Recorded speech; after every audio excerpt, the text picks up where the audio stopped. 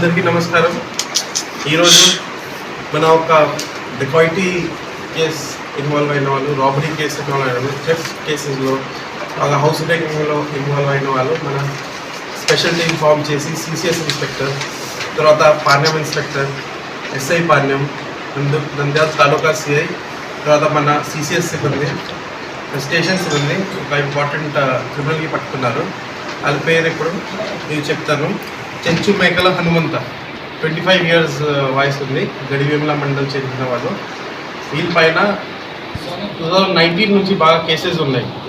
19 నుంచి house breaking, robbery, ఇంకా Edlapadu PS ఇప్పుడు పల్నాడులో ఒక డెకాయిటీ కేసులో కూడా ఇన్వాల్వ్ అయ్యారు.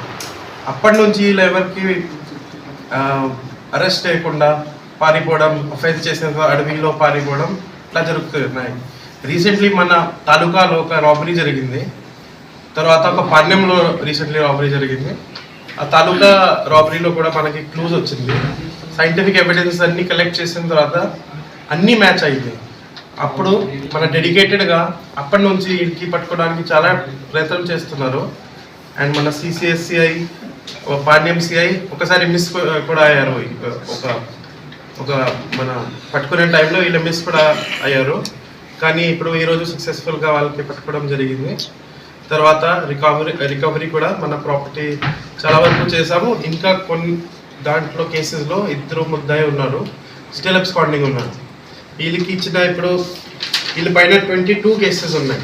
22 కేసెస్. మిగతా కేసెస్లో కూడా వీళ్ళే కోర్టులో హాజరు అవ్వట్లేదు. దానికోసం అన్ని ఎన్బిడబ్ల్యూస్ పెండింగ్ ఉన్నాయి. సో అన్నీ ఈరోజు పట్టుకొని కోర్టు ముందు హాజరు చేస్తాము. ఆల్రెడీ ఒక కేసులో వీళ్ళ మిగతా వాళ్ళకి 7 years కన్విక్షన్ పడింది, ఇడ్లపాడు కేసులో. దానికి కూడా స్పీడీ ట్రయల్లో పెట్టుకొని వీళ్ళకి కూడా కన్విక్షన్ లాగా మనం ట్రై చేస్తాము. తర్వాత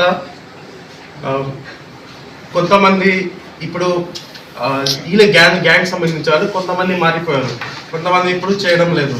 కానీ వాళ్ళు చేసిన నేరంకి వాళ్ళు కోర్టులో హాజరు అవ్వాలి. అలా కోర్టులో హాజరు లేకుండా ఉంటే వాళ్ళపైన ఎన్బిడబ్ల్యూస్ కూడా ఇప్పుడు 9 members వరకు ఎన్బిడబ్ల్యూ పెట్టడం జరిగింది. అది కూడా ఎగ్జిక్యూట్ చేసాము. వాళ్ళకి కూడా ఎవరెవరు మారిపోతాడో it is good for you మారిపోవడం.